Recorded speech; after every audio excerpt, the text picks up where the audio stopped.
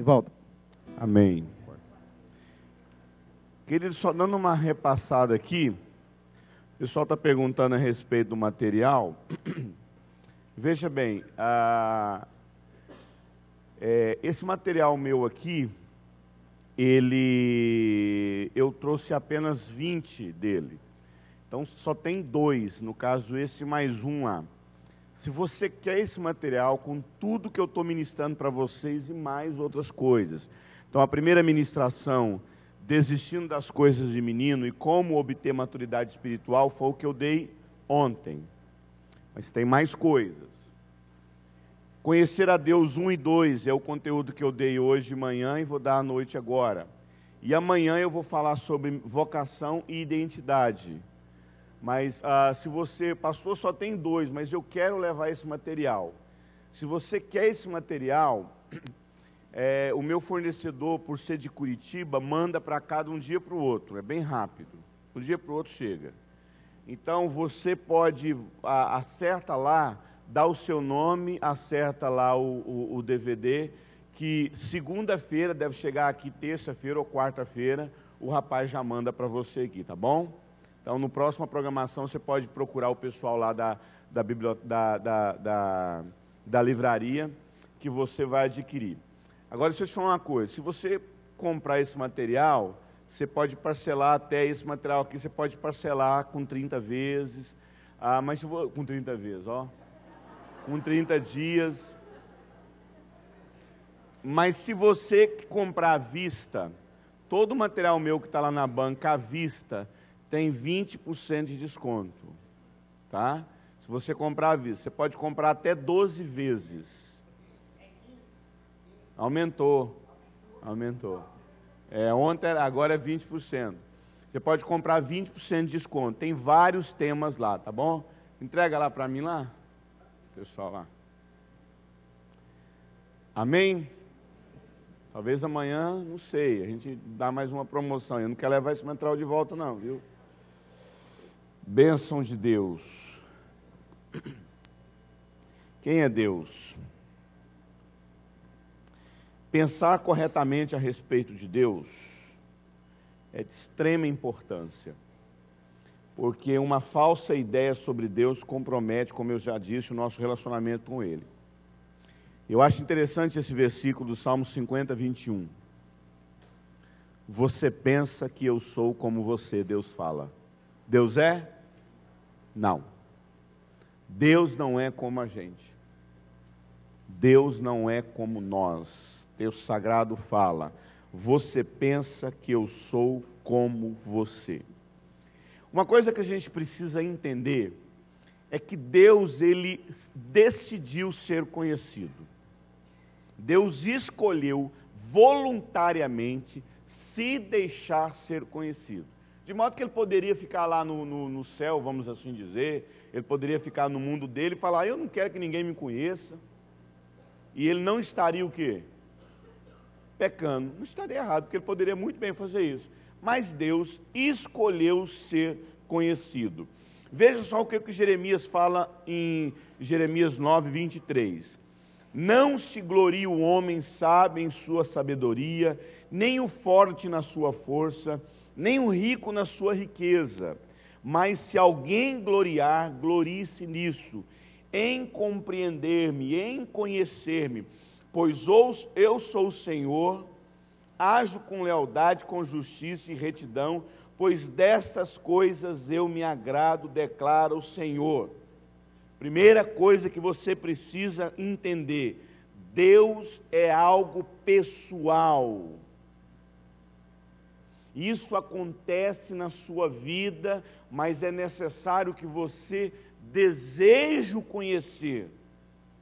E conhecê-lo é mais do que saber informações a respeito dele, é muito mais de saber o que ele faz, ter informações do que ele faz ou deixa de fazer. Conhecer a Deus é uma experiência real e pessoal na sua vida.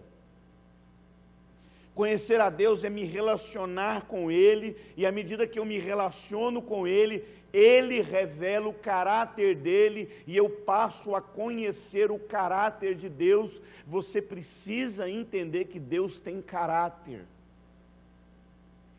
E é isso que te salva, o conhecimento de Deus. O que você acha que pode salvar uma pessoa impura? Curar uma pessoa que tem problema de impureza? Conhecer a pureza de Deus. O que pode salvar uma pessoa desleal? Conhecer o quê? A lealdade de Deus. O que pode salvar uma pessoa desequilibrada, irada? Conhecer a longanimidade, o amor de Deus. Então, é o conhecimento de Deus que nos salva. Se você não entender que a única forma de que você seja salvo é através do conhecimento que você tem de Deus, e conhecer a Deus vai muito mais além do que uma informação. Conhecer a Deus não é acreditar nele. Porque acreditar, você acredita no seu time de futebol. O que é acreditar? Dar? Então você vai chegar para devolver a Deus, ó, dou crédito no Senhor, não erra comigo não.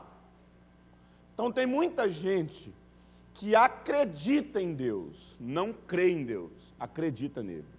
E Deus não tem que ser acreditado. Você não acredita, você não dá créditos para Deus, você conhece a Deus. Então, se nós pudéssemos pensar a respeito de conhecimento, se eu tivesse um quadro aqui, eu escreveria o que mais parece com fé. Imagine a palavra fé. E aí eu escrevo embaixo: confiança e conhecimento. O que mais parece com fé? Confiança ou conhecimento? Responde rápido.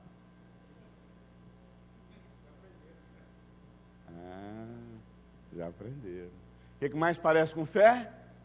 Conhecimento. Geralmente, o que mais parece com fé na nossa cabeça é o quê?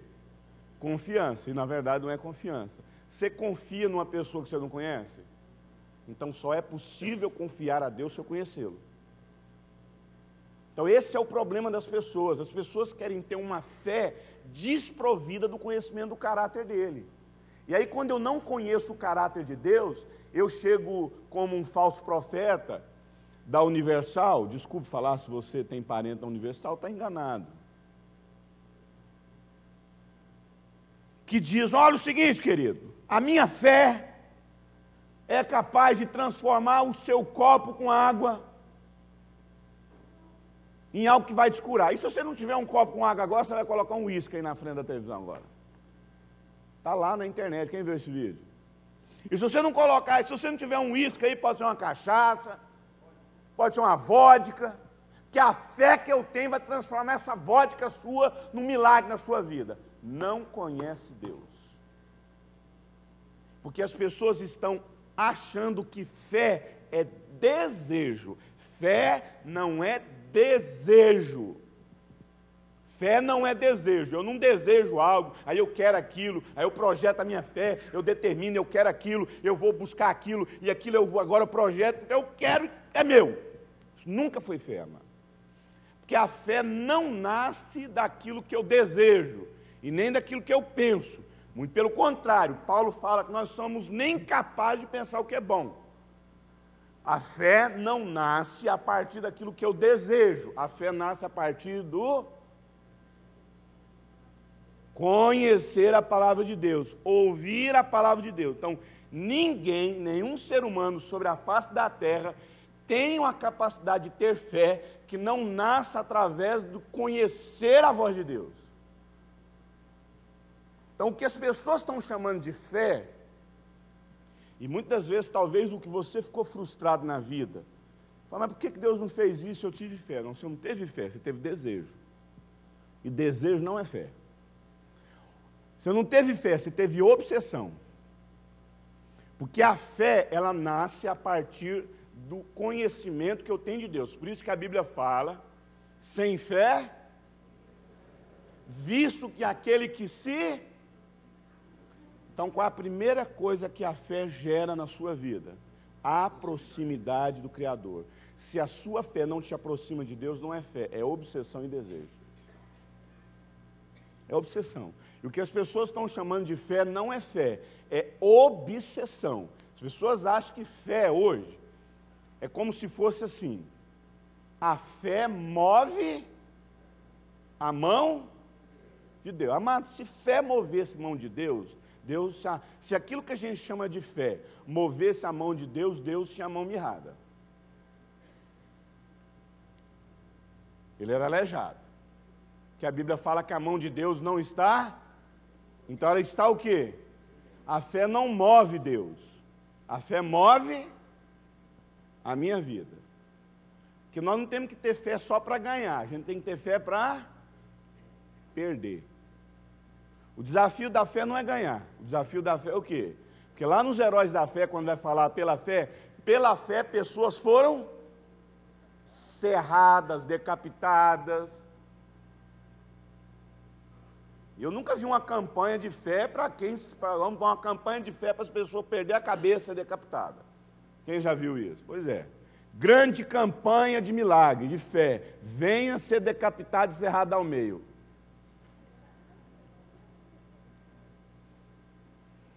Muito pelo contrário, a palavra de Deus diz que aquele que não cuida dos seus, Paulo fala a Timóteo, que aquele que não cuida dos seus, negou a fé. Então vou falar uma coisa para você. Se tem uma coisa que a gente precisa de fé, é para cuidar dos parentes, da família, dos irmãos, do marido, dos filhos. Você pensava que você não precisa usar de fé para isso. Precisa sim.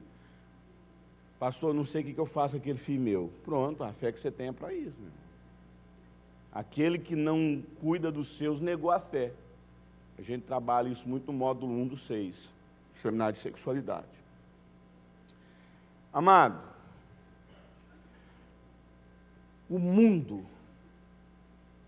quer acreditar em Deus. Nós queremos conhecê-lo. Amém? Eu quero conhecer a Deus. Quero conhecer o propósito dele para a minha vida, quero conhecer o coração dele. Agora, é interessante quando a gente olha para esse versículo aí a respeito de Deus. Deus é amor, aquele que conhece o amor de Deus permanece nele. Pois tal como ele é, somos...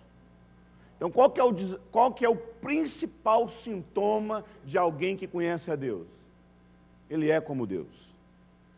Tal como ele é, nós somos nesse mundo. Então, se nós pudéssemos, assim, dizer qual era a metodologia, a filosofia de vida de Jesus.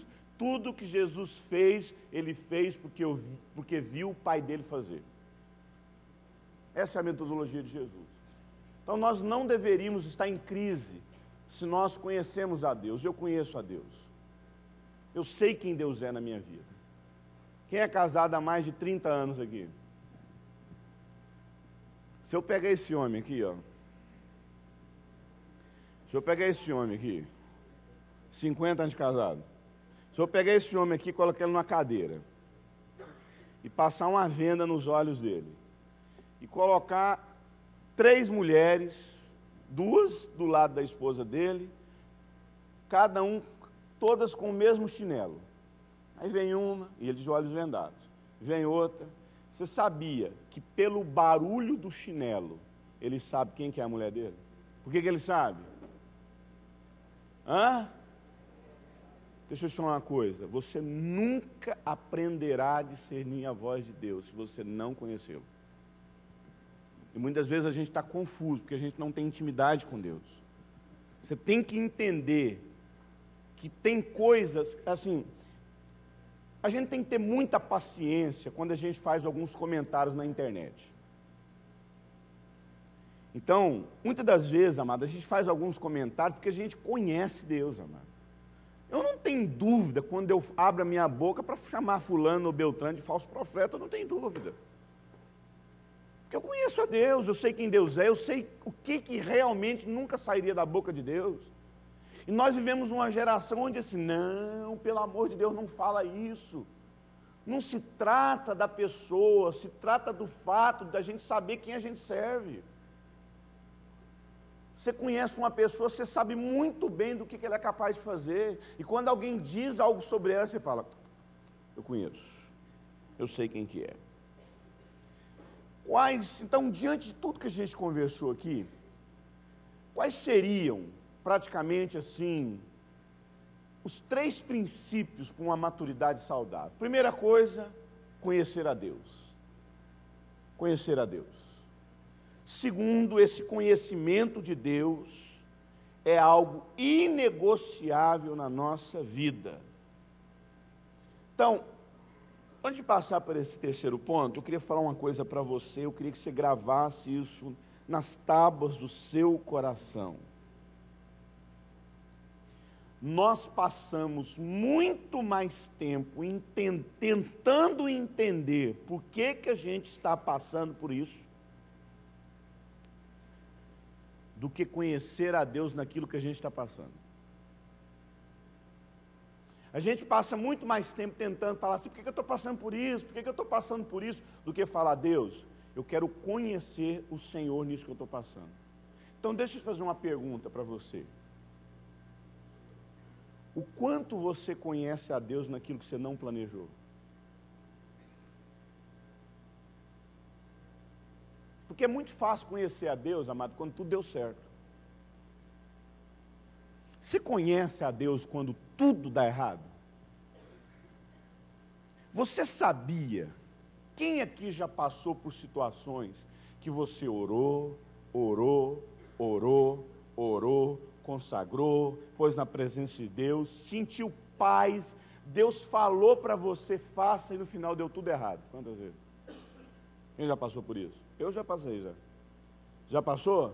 Então olha aqui para mim. Quando você conhece a Deus, você descobre que Deus falou, faça para dar errado mesmo. Quem falou que as coisas que Deus manda a gente fazer, às vezes, é para dar certo? Às vezes Deus quer que dê errado. Deus chega para o povo dele e fala assim, ó, acampa em Piairote. Saíram do Egito, e aí Deus fala assim, agora vocês vão parar naquele lugar, ficar acampado ali, porque é ali que eu quero que vocês ficam. Só que aquele lugar, Piairote, significa beco sem saída. Quem mandou aquele povo ficar num beco sem saída? Pois é, Deus coloca a gente num beco sem saída. Porque é justamente nesse momento que você vai aprender muitas coisas. Primeira coisa, amado, às vezes, assim, você está passando por uma situação que talvez, pelo simples fato de você não querer conhecer o coração de Deus, você fica o tempo todo angustiado porque aquilo deu errado. Muito pelo contrário, amado. É conhecendo o coração de Deus que a gente entende a história da Bebel. A Bebel era uma menina que foi diagnosticada no ventre da mãe dela, lá na nossa congregação, na nossa igreja, como tendo um problema sério de coração. E a família da Bebel começou a levantar uma oração para ela ser curada, e Deus começou assim a produzir um avivamento de intercessão dos pais começarem a orar pelos seus filhos. E todo mundo acreditando para a Bebel ser curada, a Bebel ser curada, a Bebel ser curada, orando pela Bebel, a Bebel ser curada, e o médico deu o diagnóstico falando que é impossível a Bebel nascer, porque o problema de coração dela, ela ia morrer, e quando ela entrasse lá no 5º, 6º mês, era muito difícil a Bebel ficar viva. Mas todo mundo orou, e aquela oração começou a produzir um avivamento. E os pais começaram a orar pelos seus filhos. Outras mães começaram a vir para orar pelos seus filhos. Parentes que estavam fora do Brasil, parente da Bebel, veio para o Brasil, começou uma oração. E Deus começou um avivamento naquela família através da oração. A Bebel morreu. Quem disse que aquela menina não cumpriu o propósito de Deus para a vida dela? Antes de nascer, mesmo não nascendo, ela produziu um a avivamento. Mas quando você passa a conhecer a voz de Deus, situações mais difíceis na sua vida, você conhece a Deus naquela situação. Você conhece a Deus naquilo que você não planejou? Você conhece a Deus naquilo que você não planejou? Você consegue conhecer a Deus naquilo que você nunca entendeu? Eu tive tragédias na minha vida. Como Paulo fala, assim, Isaías fala que Jesus era um homem de dores, né? E sabia o que era padecer. E eu tive muitas dores na minha vida, assim, de ver minha família destruída, de ver meu pai com uma sentença de prisão de 8 anos, e foi até suave para o caso dele, por ele ter assassinado o meu irmão, o filho dele.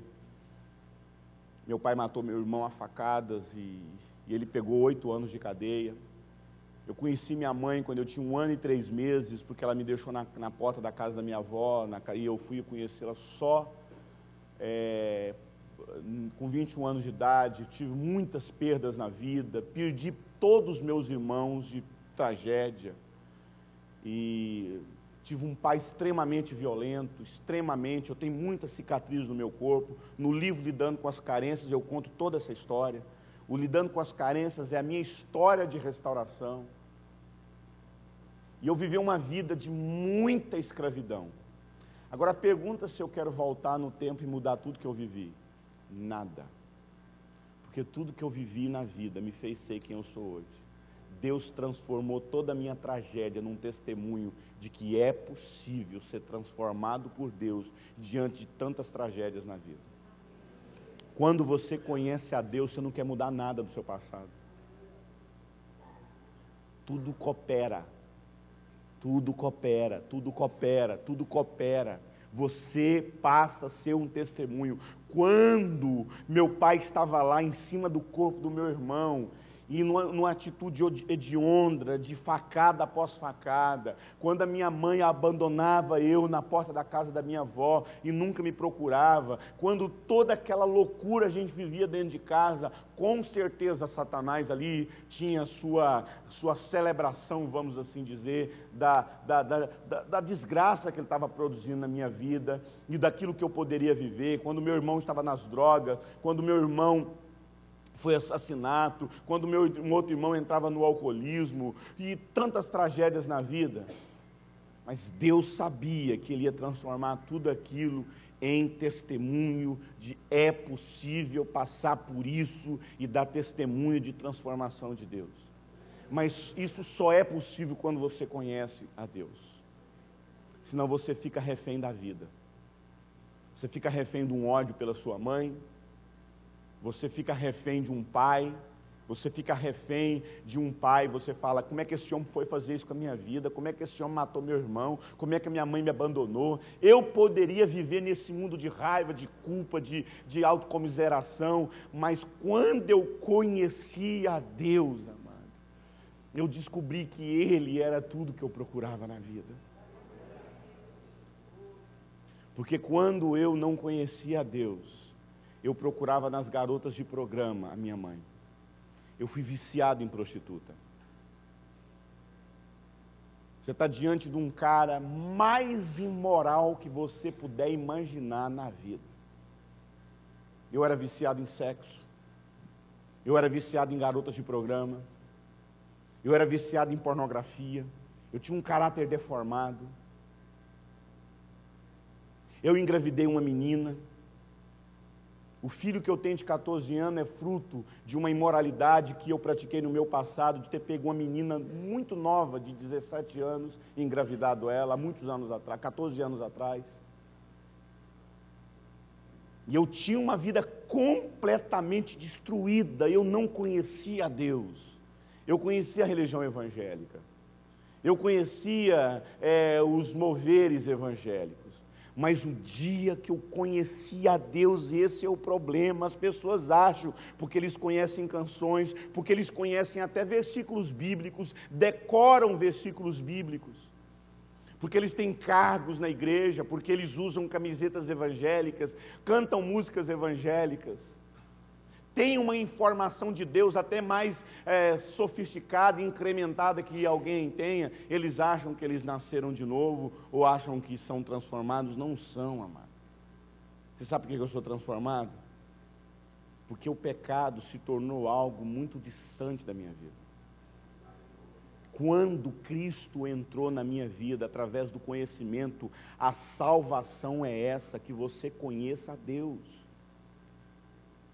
Se você não conhece o seu Criador, você fica refém das suas loucuras, você fica refém do seu caos, você fica refém da sua mágoa, você fica refém da sua família errada, você fica refém da sua culpa, você fica refém de quem te traiu, você fica refém de quem te abandonou, você fica refém de uma vida de miséria, porque você acha que a vida fica te devendo tudo isso.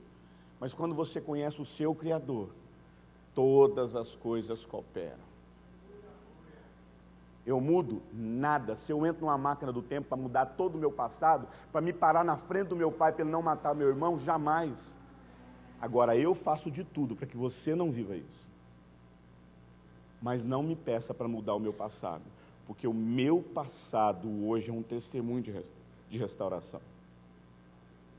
Mas não é possível você viver isso se você não conhecer a Deus.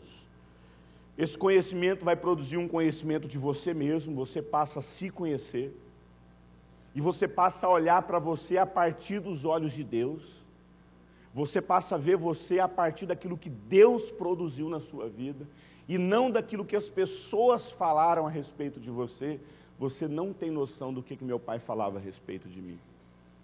Meu pai falava que ele tinha um sonho.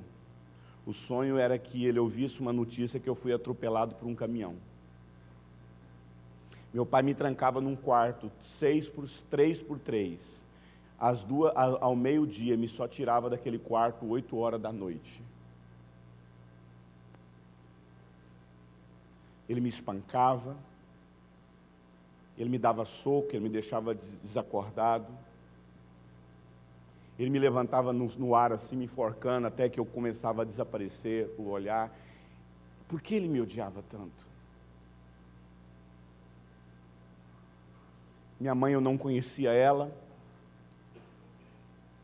Quando eu tinha 6 anos de idade, eu fui esquecido dentro de um quarto.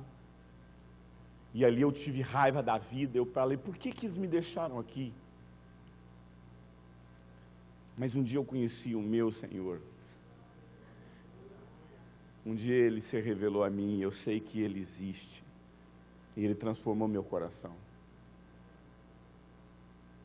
E Ele foi realmente o pai que eu não tive. Ele é o pai que eu não tive. Ele é a mãe que eu não tive. Ele é a família que eu não tive. Todas as minhas referências mudaram. Porque eu entendi quem Deus é e eu passei a me conhecer. E esse conhecimento precisa ser uma expressão prática. E eu passei a amar meu pai. Meu pai morreu tem quase 4 anos. Ele morreu de câncer.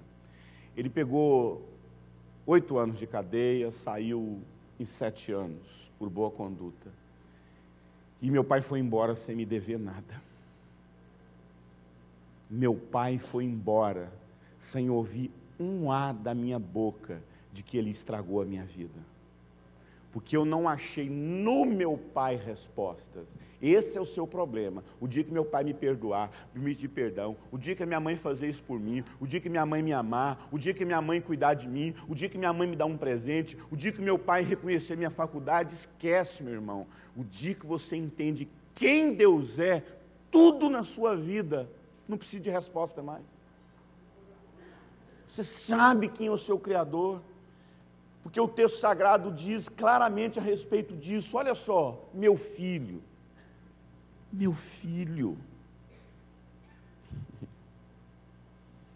se você compreender as minhas palavras e guardar no coração os meus mandamentos, se der ouvidos à sabedoria, inclinar seu coração para discernir, se clamar por entendimento e por discernimento gritar bem alto, Se procurar a sabedoria como se procura a prata, e buscá-la como se procura o tesouro escondido, você entenderá o que é temer a Deus e achará. Quando é que eu vou conhecer a Deus? Quando eu buscá-lo como se busca ouro e prata. Quantos aqui hoje, 4 horas da manhã, animam capinar um lote assim de 20 metros, numa braquiária desse tamanho assim, ó? Hã? Terreno do tamanho desse salão aqui, uma braquiária desse tamanho, quantos animam? Quantas mulheres aqui animam, 4 horas da manhã, lavar assim umas 100 peças de roupa, assim, umas 5 trouxas de roupa, bem suja mesmo? Quantos animam? Não, na mão, não é nada de máquina. Tá, vem cá. E se eu oferecer para você, homem, para capinar esse lote, e você, mulher, 500 mil reais? Hã? Quantos querem? Quantos querem por 500 mil reais lavar 3 trouxas de roupa a noite inteira e capinar o nó? Não, eu sou o primeiro a levantar a mão. Olha aqui. Olha aqui. É isso que a palavra está dizendo. Quando a gente buscar a Deus como a gente busca dinheiro, a gente vai achar o conhecimento dele. O problema é que a gente quer buscar a Deus, a gente busca uma graduação profissional. A gente busca uma hora extra para ganhar dinheiro. E será que se a gente buscasse a Deus como a gente busca isso? Você sabe por que você não levanta de madrugada para buscar o seu Deus? Porque não tem dinheiro na jogada. Eu fico imaginando se sair uma notícia. Atenção, senhores brasileiros, o excelentíssimo presidente da República, Michel Temer, decretou que a partir de hoje ninguém pode ser mandado embora. Todo cidadão brasileiro tem emprego garantido pelo resto da vida. Se algum patrão mandar você embora, ele comete um crime contra a União, com prisão até de 20 anos. Quem ia gostar disso? Todo mundo, sim ou não? Ninguém pode ser mandado embora, é crime, crime, crime. Mas ninguém ganha dinheiro. Todo mundo trabalha só de graça. Ah, eu não quero mais não. Agora não quero mais não. Será que nós não buscamos a Deus só por aquilo que Ele tem para nos dar? Eu fico imaginando se Deus lançasse uma chamada assim, em letras garrafais no céu. Atenção, população da terra, principalmente os cristãos. Fali.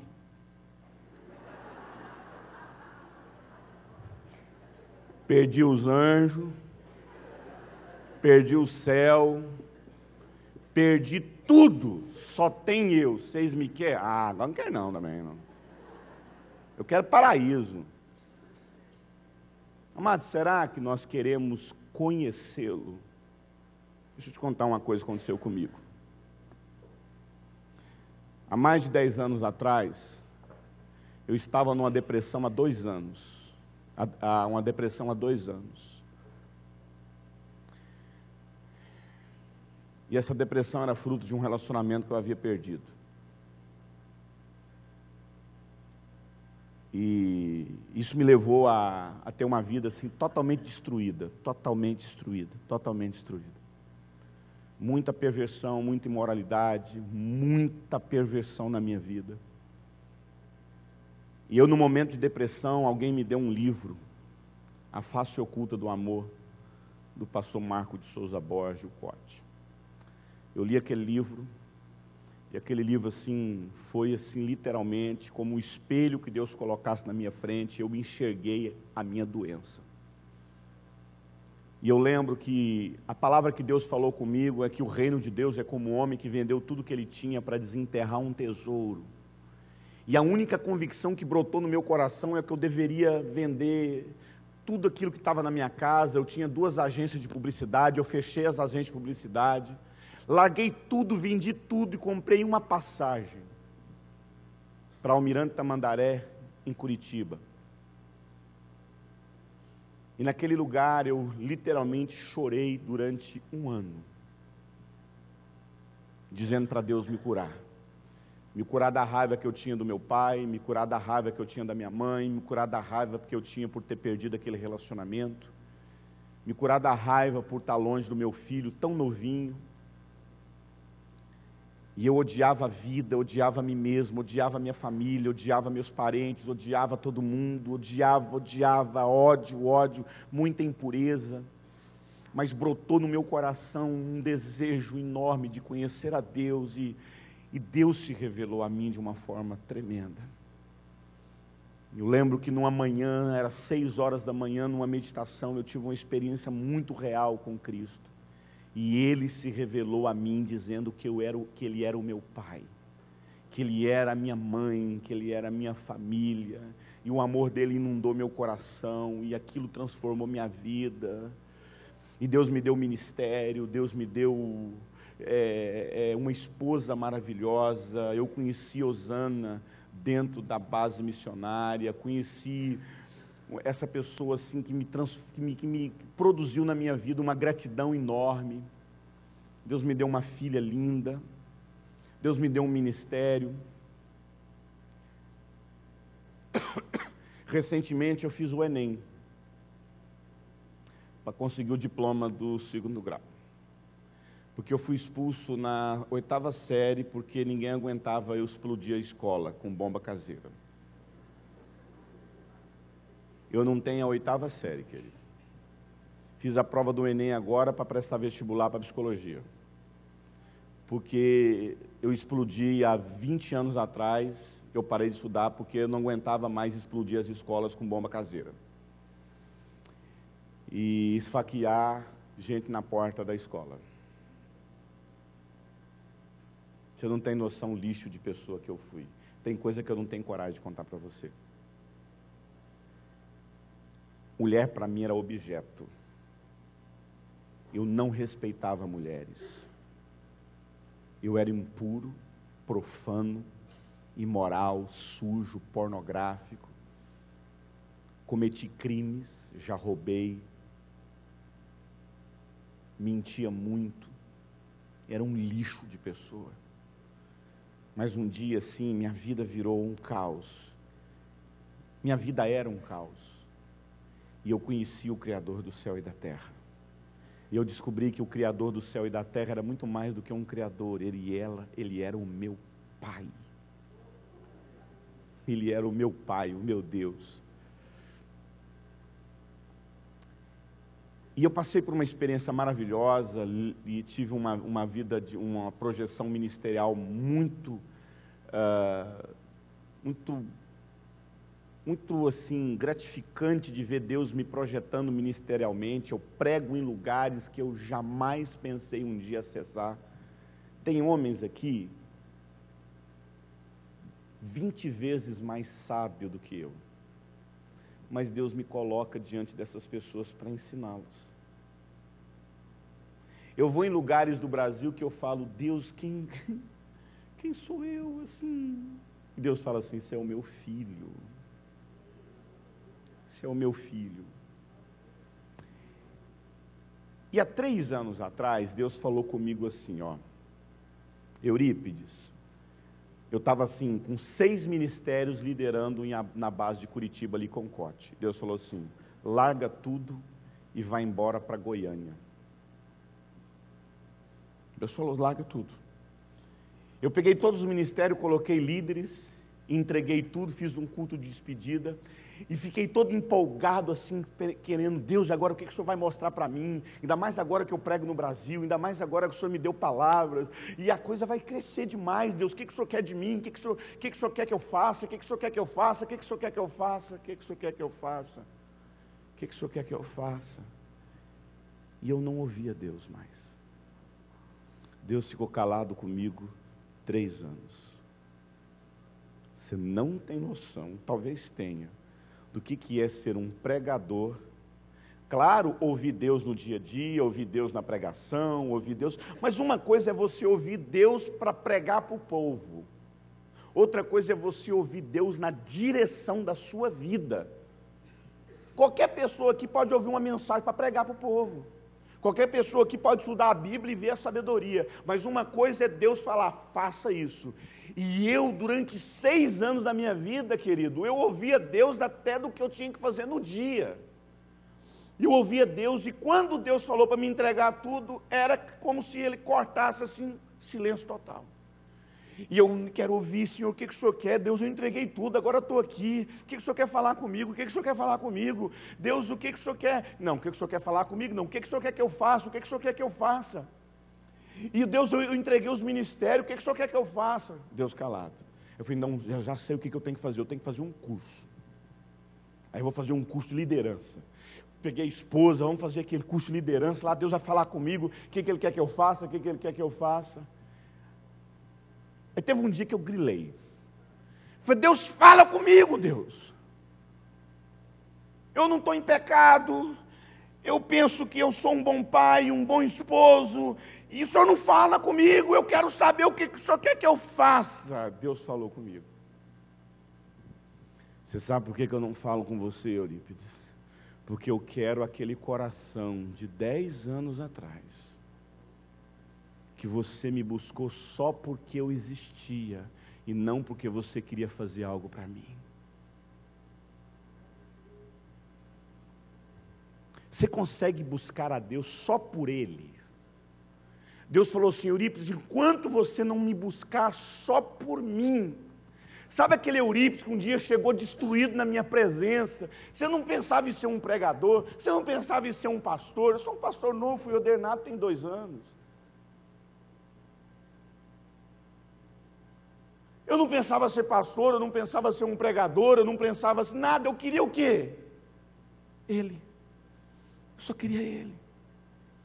Eu só queria Ele, eu queria Ele, eu queria Ele, eu queria Deus, eu queria ser paz, eu queria ter paz na minha vida. Deus falou, eu só vou revelar o que eu tenho para a sua vida, o dia que você não querer o que eu te dou, nem o que você faça por mim, o dia que você voltar a só me desejar, eu me revelo de novo.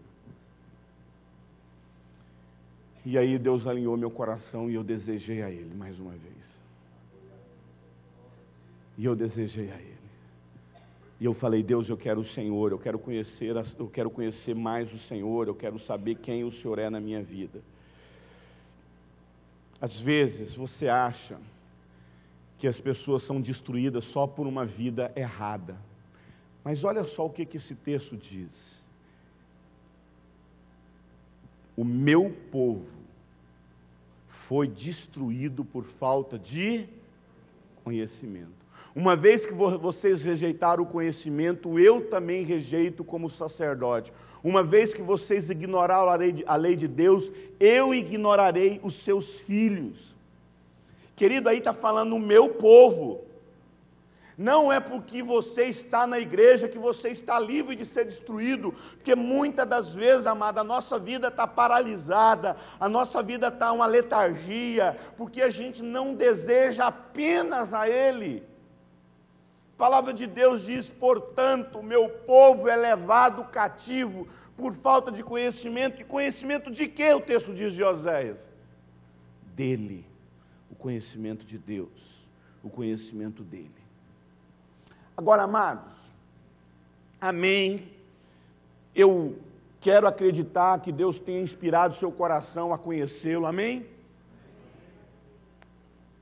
A ter uma experiência íntima, a parar de achar que vida cristã é apenas culto de igreja. Você não conhecerá a Deus ouvindo só pregação de pastor. Você precisa ter uma experiência pessoal e uma disciplina pessoal de buscá-lo diariamente na sua vida, de se relacionar com Ele, de conhecer o propósito dEle para a sua vida. Amém? Agora presta atenção, tem um perigo, que a maioria das pessoas não sabe. E agora é aquele momento que é proibido sair do salão. Porque se você ouvir o que eu vou falar aqui pelas metades, você pode não entender. E pode virar uma confusão na sua cabeça. Existe um falso conhecimento de Deus. Tem pessoas que acham que conheceram a Deus e não conheceram. Como assim? Eu tenho percebido, eu tenho visto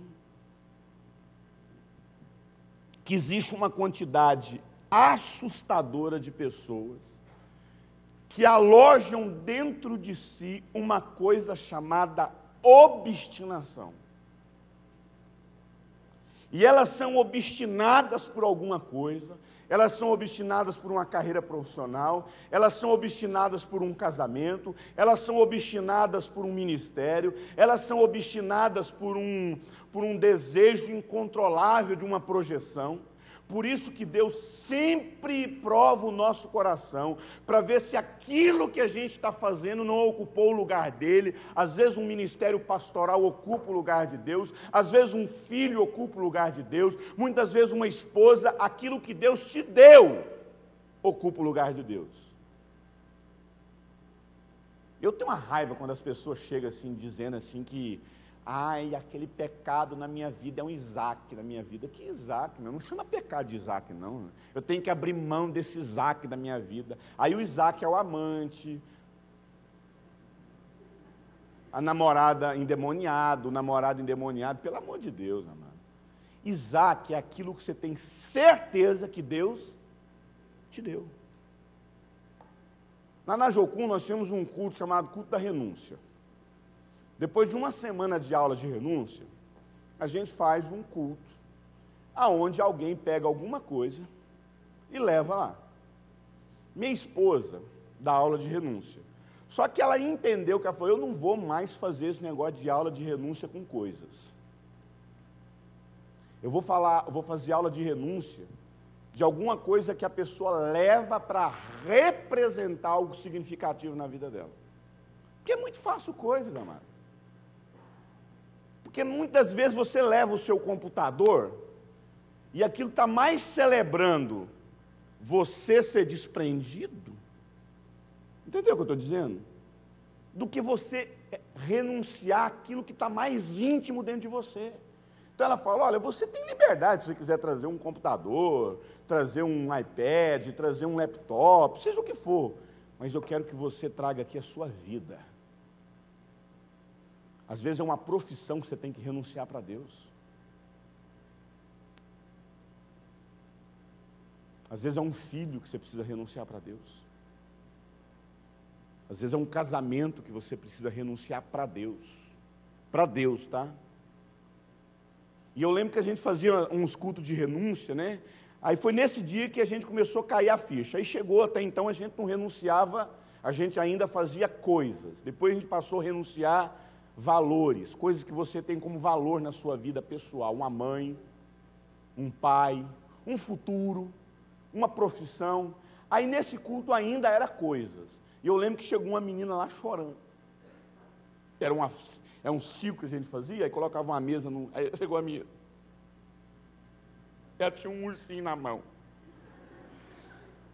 Ela pegou o urso, Ted, ela chamava de Ted. Ela pegou o Ted, eu assim, ó, olhando aquilo. Ela veio lá, Deus, eu estou aqui para renunciar ao meu ursinho de pelúcia. Ai, Deus, é muita dor que eu sinto. Aí eu olhei e falei assim, amor, cuida desse culto aí, que amanhã eu volto aqui na base. Não, pelo amor de Deus, amor.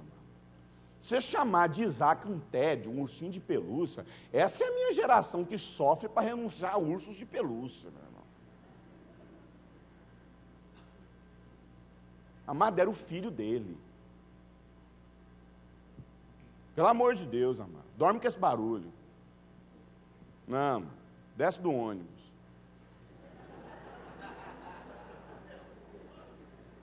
Pelo amor de Deus. Deus me chega numa manhã para aquele homem, numa noite, não lembro. Era manhã ou noite? Não sei, não faz diferença, né? E fala, vai lá e oferece seu filho. Você acha que ele foi pegar aquele menino assim, foi lá e pegou uma faca de cortar pão? Sabe aquelas facas de cortar pão? Cega. Aí foi lá matar aquele menino? Você acha que ele fez isso? Não, aquele homem deve ter amolado aquela faca a noite inteira chorando, meu irmão. Para ser rápido. Para ser rápido. Porque ele estava ali sacrificando aquilo que ele tinha convicção que Deus deu na vida dele. E é justamente isso que o conhecimento de Deus produz. Nós temos que entender que o conhecimento de Deus coloca Deus na nossa vida como única satisfação de tudo. Que eu preciso entender que nada que eu tenho na minha vida, por mais de Deus que seja, tem que passar por Ele. Tem que passar pela renúncia. Tem que passar pela cruz, tem que passar pelo altar. Por que eu estou falando isso? Porque nós temos uma tendência natural, amado, em pegar aquilo que foi até Deus que nos deu e transformar aquilo no quê? No ídolo na nossa vida. Deus te dá um filho e você transforma esse filho num ídolo, onde você não quer ouvir a respeito de Deus sobre a vida desse menino. Deus falou com você que você vai lá e entrega esse menino para Deus. Primeiro que eu vou ser sincero com você, me perdoa, pastor, me perdoa, me perdoa. Depois você desfaz isso aqui, tá?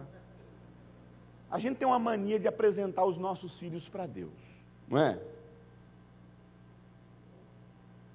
De quem inventou isso? Bom, a gente chega lá com os nossos filhos, para Deus, eu estou aqui apresentando ele para o Senhor, olha ele aqui, Deus. Ah, vá! É ele? Você está me apresentando ele? Amados, se tem uma pessoa que conhece esse menino, é quem? Deus está aqui, meu filho. É mesmo, pai, não tinha visto não. O nosso desafio não é apresentar os nossos filhos para Deus. O nosso desafio é apresentar Deus para os nossos filhos. Esse é o desafio. É muito fácil chegar na presença de Deus e apresentar os nossos filhos. Agora eu quero ver apresentar Deus diariamente para esse menino. Um Deus que você conhece. O problema é que essa criança acaba sendo um ídolo. Um casamento. Você vai lá e pede uma pessoa. Espere em Deus, aquilo vira um ídolo na sua vida. Isso acontece muito na vida de recém-casado. Quando está solteiro, está na igreja, frutificando, multiplicando, discipulando. Casa desaparece da igreja, cara. Aí perde a vontade, mas era para ser o contrário. Aí desaparece da igreja, vira um ídolo. Por que eu entendi a importância de falar sobre o ídolo do coração? Porque, na verdade, o ídolo do nosso coração parece que você está se relacionando com Deus e não é. O ídolo do coração tem uma facilidade enorme da gente achar que é Deus que está falando com a gente, que é Deus que está nos direcionando, que é Deus que pediu para você casar com essa pessoa, que é Deus que pediu para você namorar com essa pessoa. E vou falar uma coisa de cara, mesmo que você casou errado, agora tem que dar certo. Casou com o ídolo? Vai viver com o seu ídolo agora. Não, é sério. Eu conheço meninas que elas não queriam casar. Aquilo era um ídolo dentro dela. Eu quero, e eu não abro mão. É terrível você aconselhar uma pessoa apaixonada por um ídolo. E eu quero aquela pessoa, eu quero, é Deus, é minha, eu tomo posse, eu declaro, é minha, eu tomo posse. Querido, e aí tem aqueles casos das pessoas me procurar, falar, pastor, meu namorado, meu esposo é homossexual, eu não aguento mais o tanto de caso que ele tem com homens. Pastor, eu não aguento mais o tanto de prostitutas e garotas de programa e adultérios que meu marido carrega nas costas. Pastor, eu não aguento mais o tanto que essa mulher é um inferno na minha vida. Se capeta tem nome, é a minha mulher, e se inferno tem endereço, é a minha casa. Aquilo não é uma mulher, é uma praga do Egito na minha vida. Sério. Serpente do Éden, já ouvi, já.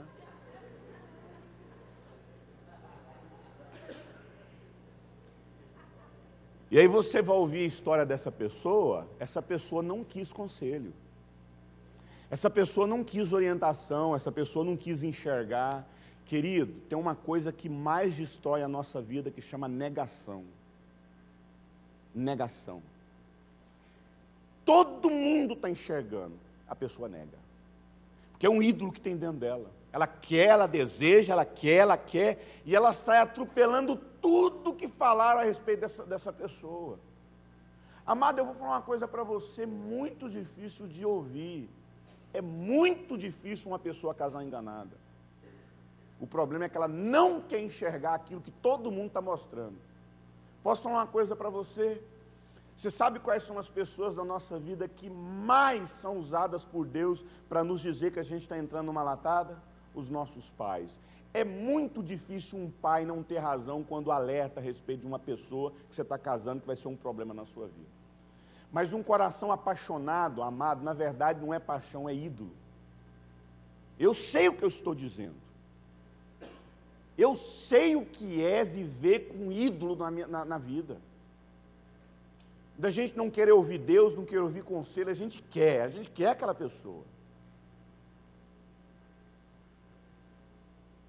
Eu desejei a mãe do meu filho assim, com um desespero total. E eu lembro quando eu pensava na possibilidade de ficar livre dessa namorada, a mãe dela proibindo esse namoro, eu peguei e tirei a virgindade dela, falei isso com vergonha. Furava o preservativo com a unha para engravidá-la, casei com o meu ídolo. E eu sei onde foi terminar esse relacionamento. Numa depressão, uma vida totalmente destruída. Eu queria aquele ídolo na minha vida. E eu sei aonde foi terminar isso.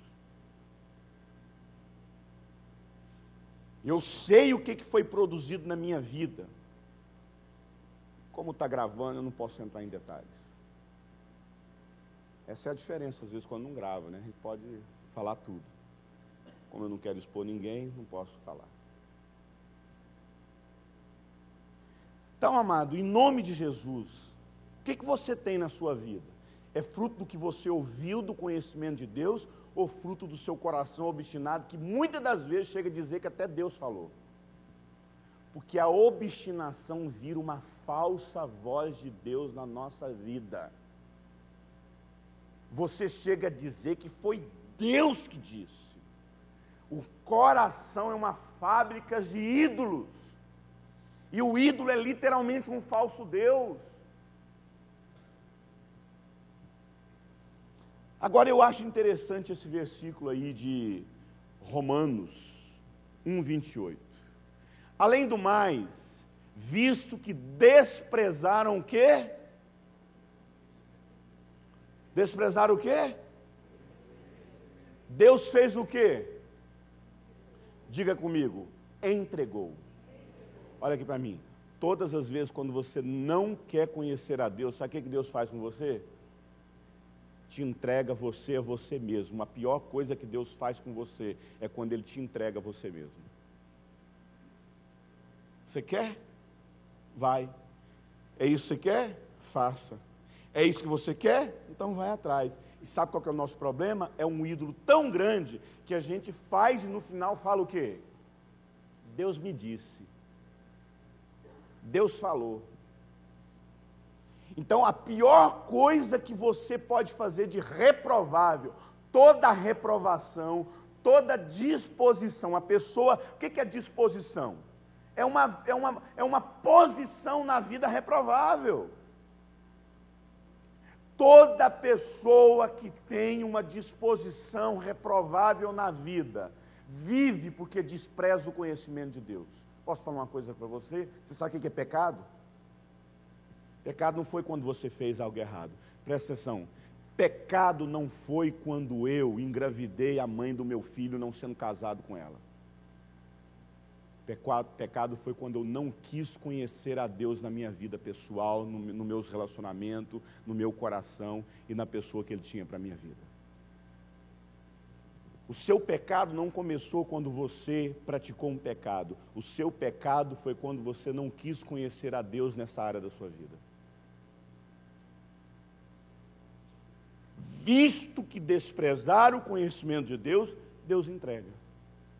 Tem muita gente aqui que fez coisa errada na vida, porque Deus te alertava e no final Ele falou: você quer?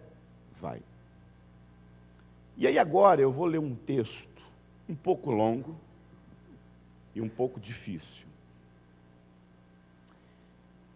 E eu sei que é um texto onde nos confronta, e talvez você nunca leu esse texto na Bíblia, mas eu gostaria que você acompanhasse esse texto de Ezequiel 14 comigo.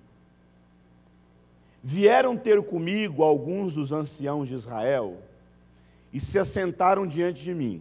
Vieram ter comigo um macumbeiro, um feiticeiro, um devasso imoral, impuro, profano, um incircunciso. Quem veio estar diante de Deus? Gente que conhecia quem? Deus. Veio a mim a palavra do Senhor dizendo, Ezequiel falando: filho do homem, esses homens levantaram ídolos em seus corações. Que homens? E o que eles estavam fazendo? Indo na presença do orixá, do deus Mamon, de Dagon. Eles estavam na presença de quem? De quem? Eu não ouvi. E o que eles tinham no coração? Tropeço para a iniquidade, e sempre tem diante dele tal ídolo. Isso significa que esse ídolo era de hoje, de ontem, era algo que estava como? Há muito tempo. Permitirei que eles me interroguem? Portanto, fala com eles dizendo, e outra palavra fala, é para dizer que foi eu que disse. Diz o Senhor Deus: qualquer homem da casa de Israel que levantar em seus corações ídolos, tal tropeço de iniquidade, vier ao profeta. Quem que é o profeta aí? Eu, Senhor, de novo Deus falando, é eu que estou falando. Vindo ele, o que está dizendo aí? Alguém, por favor, leiam todos juntos. Eu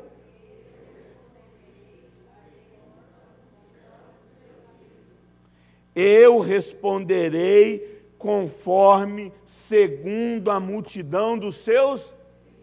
Agora, alguém poderia dizer para mim, em outras palavras, o que esse texto está dizendo? Então tá, faz do seu jeito. Não é só isso que Deus está falando. Deus ia autorizar ele fazer do jeito que ele queria, quer dizer, ele ia responder segundo aquela idolatria. Presta atenção. Todas as vezes que você levanta uma obstinação no seu coração, você vai ouvir gente de Deus falando o que você quer ouvir.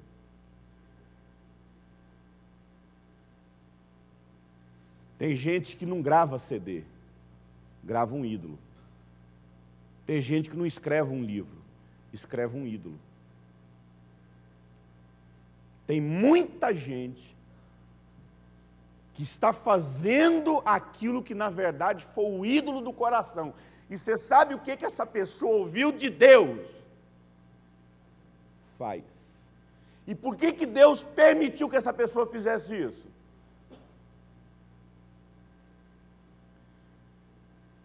Para que eu possa apanhar a casa de Israel pelo seu próprio coração.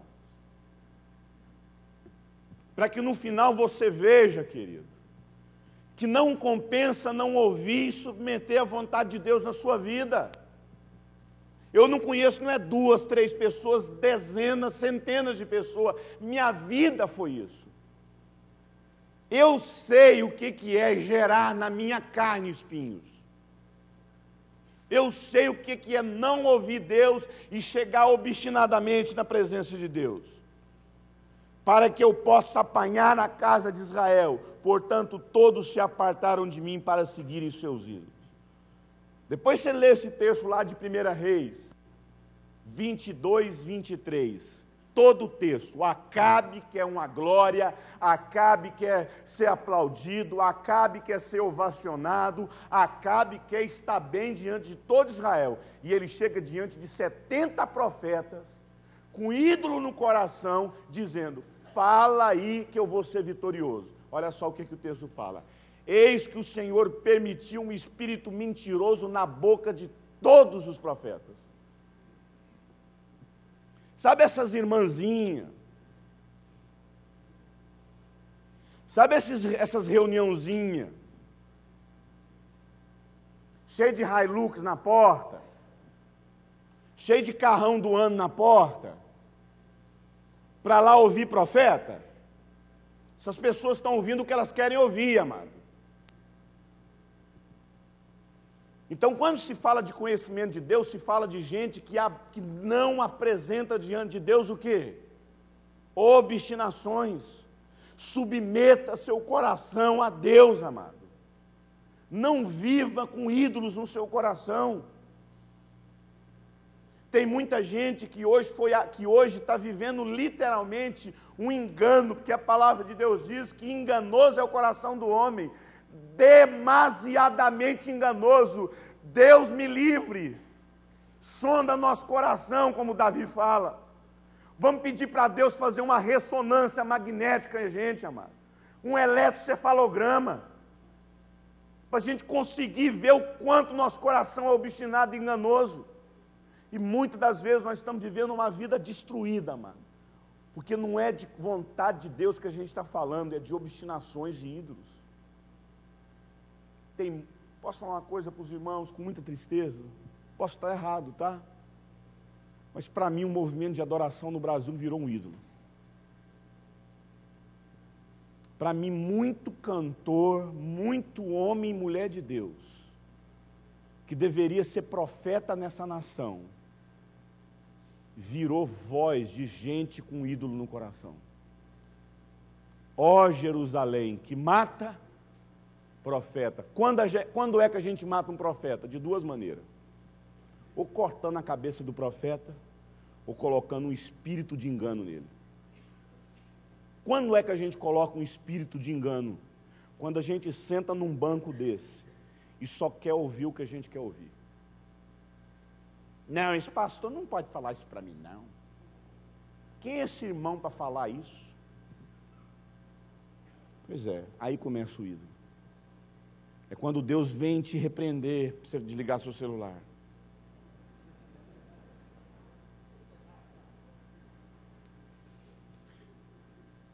Qual é o ídolo do seu coração? O que você precisa submeter o seu coração à voz de Deus?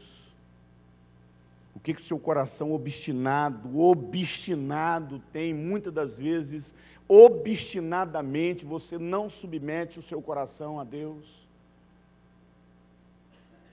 Querido, falar a respeito disso, amado, é achar que talvez você pense que só está no Velho Testamento. Olha só o que a palavra de Deus diz em 2 Tessalonicenses, capítulo 2, versículo 11. Por essa razão, Deus permite um poder sedutor, operação do erro. Como eu já fiquei sabendo da teologia escatológica de vocês, agora eu me sinto na liberdade de falar o que eu acredito. A igreja vai ser mergulhada num dos maiores enganos, que é o anticristo. E essa geração de coração obstinado não vai ser capaz de discernir o verdadeiro evangelho da operação do erro que virá nos últimos dias. É muito engano. Nós nunca vivemos um período de tanto espírito de engano nas igrejas.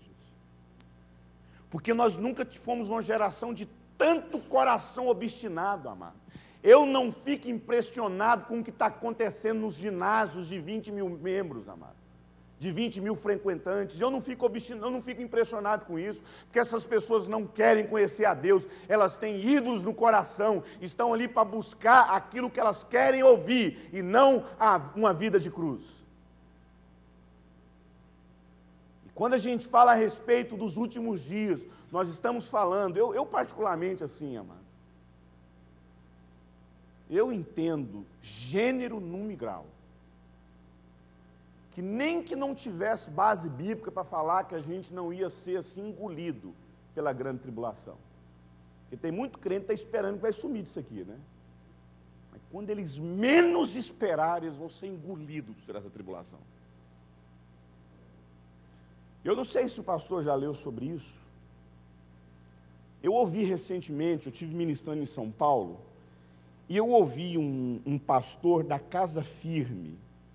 É um pastor, ele era islâmico. Já viu falar de São Paulo, desse irmão? Esqueci o nome dele. Já viu, pastor? Ele era muçulmano. E ele falou uma coisa curiosa, que eu não sei se o pastor já estudou sobre isso. Ele fala que o Islã espera um Messias. Espera um Messias. E as características do Messias são as mesmas características do anticristo. Esse pastor que era muçulmano, ele fala, o anticristo vem do Islã. Já leu sobre isso? Já li, pastor. Provavelmente é um falso profeta que vai atuar no Oriente. O anticristo ele deve vir da Europa, do antigo Império Romano, mas o falso profeta ele vem do Oriente. Isaías 46:11 diz, chamando do Oriente uma ave de rapina, que o Senhor me fez entender que era o falso profeta. E de um país remoto, o homem do meu conselho, do meu concerto. Este é uma das duas testemunhas que vem de um país distante de Jerusalém, que eu creio seja, isso é uma opinião pessoal, o Dr. David Eduardo Warr, pelo que Deus tem feito através da vida deste homem. Então, o falso profeta, e aí muita gente se confunde, possivelmente ele venha do Oriente, ele seja alguém do Islã, né? Por quê?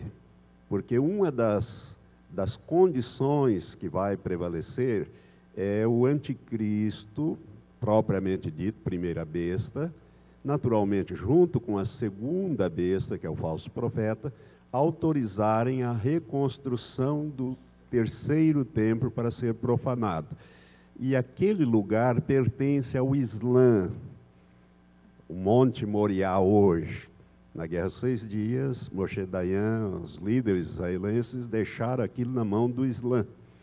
Mesmo com a queda das mesquitas, pode-se chegar a esse templo de adoração, que seria para todos os povos, minha casa será a casa de oração para todos os povos, etc. Tem uma série de situações que poderia levar a isso, né? E, nesse sentido, o anticristo pode ser o falso profeta, propriamente dito, que promove o anticristo, ele possivelmente seja alguém do Oriente. Eu vou adquirir todas as mensagens escatológicas, né, porque eu amo escatologia, e daqui a 2 anos a gente conversa. Eu, na verdade, me identifiquei muito, estava conversando com o pastor, e eu me identifiquei muito com a linha escatológica, porque eu me sinto literalmente como uma voz que clama no deserto, os crentes tudo acreditando que vai embora. Entendeu? E eu creio, estudando pouco que eu estudo de escatologia, eu entendi na palavra que é uma questão assim clara. E por que eu alerto a igreja? Nós somos um povo que não conhece a Deus, amado. A gente conhece religião. A gente conhece os ídolos do nosso coração. E eu estou aqui para questionar se o que você viveu até hoje foi realmente conhecimento de Deus ou apenas as suas obstinações. Porque quando a gente fala a respeito dos nossos namoros, das nossas faculdades, das nossas obstinações de patrimônio, dinheiro. A gente é literalmente o quê? Enganado. Aí eu fico pensando, se patrimônio, namorado engana a gente, o que dizer o anticristo, o falso profeta e tudo que a gente está vendo aí? Porque nós temos que repensar se nós realmente conhecemos a Deus. Porque olha só, por essa razão Deus permite um espírito sedutor, operação de erro, a fim de que creiam na mentira. Queridos irmãos, nós temos que abominar a mentira da nossa vida. Ou você vive a verdade de Deus, ou você vive uma mentira. Ou você conhece quem você serve, ou você vai servir tudo, inclusive você mesmo. A gente começa servindo a nós para depois servir o diabo. A gente começa negociando, que a Bíblia fala que essa geração, em Romanos 1, retém a verdade para depois trocar a verdade pela mentira. Permite um espírito sedutor que sejam, a fim de que creiam na mentira e sejam condenados todos que amaram, que não amaram a verdade, mas tiveram um prazer na mentira. Oh, meu irmão, como eu quero que você aprenda a submeter a vontade de Deus na sua vida. Pastor, casei com meu ídolo. Chupa essa manga agora. Nunca ouvi Deus, fugi de casa. Pois é, amado. Se não é fácil casar com um crente, imagina com um ídolo. Então agora vai submeter seu coração a Deus, se arrepender e pedir misericórdia. Estava pregando numa igreja, uma irmã levantou a mão de uma vez e falou assim: por isso que eu pedi para Deus matar meu marido. Eu falei: meu Deus do céu.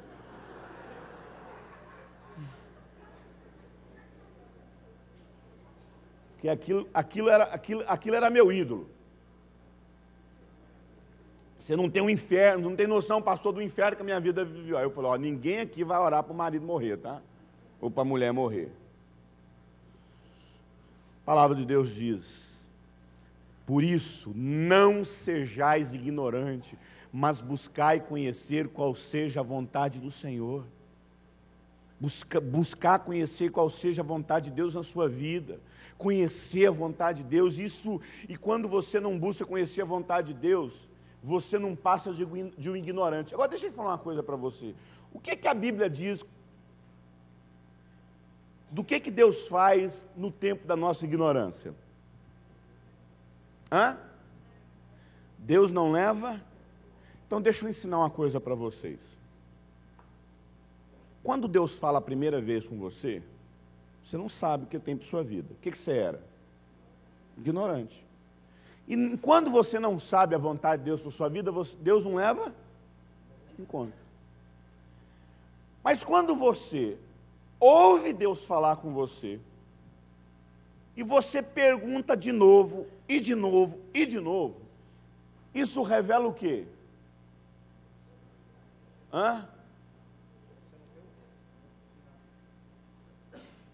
Incredulidade. Incredulidade. Amém? Incredulidade. Lembra do Gideão? O que o Gideão fazia? Eu não estou acreditando. Agora vai molhar o chão e não vai molhar a lã. Não era assim?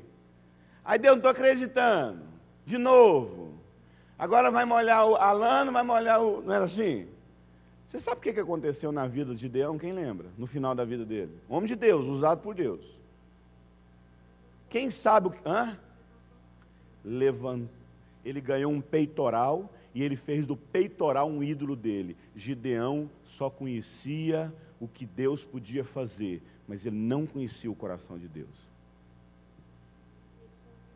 Ele foi um juiz que podia ter levado a nação inteira de volta para Deus, né? Tanto que eles quiseram até fazê-lo rei, mas ele, em vez de levar o povo de volta para Deus, ele levou de volta para a idolatria. Percebe?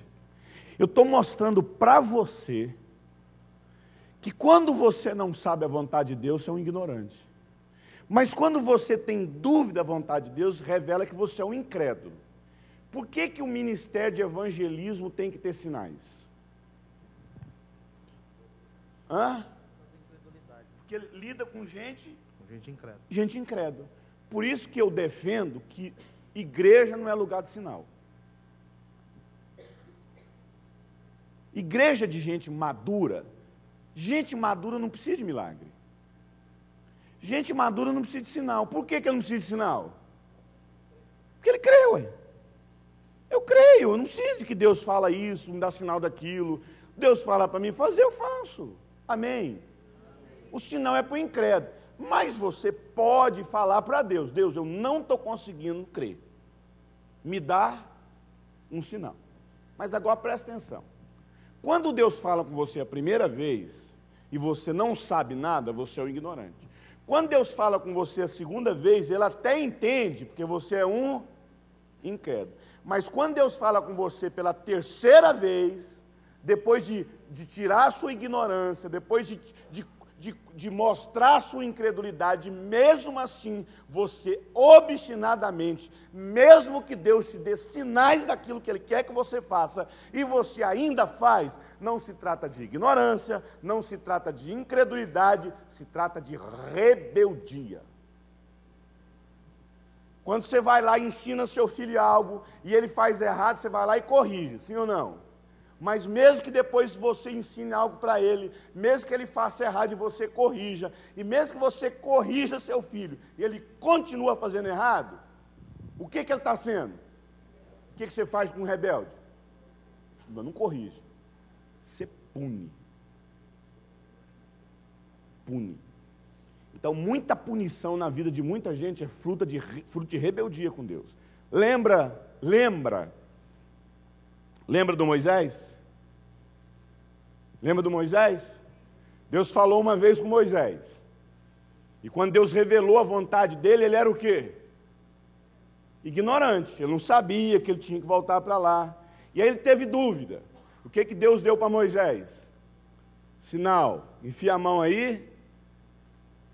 Mas a Bíblia fala que depois que Deus deu um sinal, no meio do caminho, Moisés não quis ir para o Egito. O que a Bíblia fala que Deus ia fazer com ele? Matá-lo. Posso falar uma coisa? Eu até hoje nunca vi na Bíblia gente rebelde não ser punido por Deus a não ser com morte. Ananias e Safira, o próprio Adão, Saul, tantas pessoas. Por isso, cuidado com aquilo que Deus já te falou e você não se submete. Porque não é só ignorância, é rebeldia. E disse, no caso Paulo ouvindo, o Deus de nossos pais de antemão te designou para conhecer a tua vontade, ver o justo e ouvir uma voz da sua boca. De modo que conhecer a Deus, amado, é submeter à vontade dEle, submeter ao propósito dEle. Olha que maravilha esse texto. Muitos são os planos do coração do homem, mas o que realmente prevalece? É o propósito. É o propósito. Você quer saber a vontade de Deus para a sua vida? Você quer saber o que Deus quer de você nesse mundo? Então entenda. Isso começa por Deus, amado, não por você. A resposta não está em você. A resposta não está nos seus projetos. A resposta não está nos seus planos. A resposta está em você ouvir o propósito dEle. É plano seu, mas é propósito dEle. Muitos são os seus, mas o que vai prevalecer? Todas as coisas, amados. Todas as coisas na sua vida precisam cooperar com aquilo que é o propósito de Deus para a sua vida. Mas isso só acontece quando o seu coração está submetido a Ele. Sua vida só terá sentido quando você parar de se ouvir e passar a ouvir quem? Então para de ficar ouvindo o seu coração. Todo mundo fala que o segredo é ouvir o quê? A voz do ídolo do coração. Não, mas não é a voz do coração. É o propósito de Deus para a sua vida. Planos que não são feitos de acordo com o propósito de Deus vão deixar você frustrado. É isso que acontece na vida das pessoas. O que realmente, então, significa essa voz de Deus? Olha esse texto, como esse texto é fantástico. Nunca falei aos vossos pais no dia em que eu tirei da terra do Egito, nem ordenei coisa alguma acerca de holocausto, sacrifício, mas uma coisa eu ordenei. O que eu ordenei? Dai ouvidos à minha voz. É curioso isso, Deus está falando, eu nunca pedi para vocês fazerem sacrifício, nunca dei ritual, a única coisa que eu pedi é, dai ouvidos à minha voz, e eu serei vosso Deus, e vós serei o meu povo, andai nos meus caminhos que eu vos mandar, porque vos fará bem. Diga comigo, eu só vou conhecer a vontade de Deus quando eu parar de me ouvir. Amém, querido? Eu queria que você lesse isso aqui comigo. Acompanhe essa leitura. Quando você conhece a Deus, você passa a viver por convicção e não por necessidade. Ah, eu tenho necessidade de uma pessoa. Ah, eu tenho necessidade de provar isso. Ah, eu tenho necessidade de fazer aquilo. Não, amado, você não vive de necessidade. Você vive de convicção. Eu sei o que Deus falou comigo. E pode estar tudo o contrário, Ele falou comigo. Mas quando você vive por necessidade, qualquer vento contrário te abala. À medida em que você aprende mais sobre Deus e sobre você mesmo, sua identidade nasce. E você começa a focar o destino que Ele tem para a sua vida. Eu só posso falar de identidade quando eu realmente conheço a Deus. Então nós queremos finalizar com essa pergunta. Você realmente conhece a Deus? Ou você tem informações a respeito de Deus? Qual é o seu nível de conhecimento de Deus? Qual atributo que você conhece a respeito de Deus? Eu sei que agora a gente vai ter um pouquinho de dificuldade, porque nós estamos, geralmente quando são essas cadeiras assim, a gente só faz um círculo e fica em círculo assim e volta um com o outro. Então, por isso, que nós vamos contar de 10 em 10 pessoas, tá bom? De 10 em 10 pessoas, e vocês agora vão fazer grupos. Então, esse grupo aqui, vira vocês para lá, tenta virar vocês para lá e fiquem de frente um do outro agora. Ah, tá, então, como que é? Quantos bancos tem aqui, então? 17, então fala o seguinte, esse grupo fala com esse, o grupo de lá fala com o outro, e todo mundo fica de frente um do outro, tenta se virar, vamos agora todo mundo ficar, esse grupo de frente com esse de frente com esse, vamos tentar conversar um com o outro agora, rapidão. Fiquem de pé um para o outro.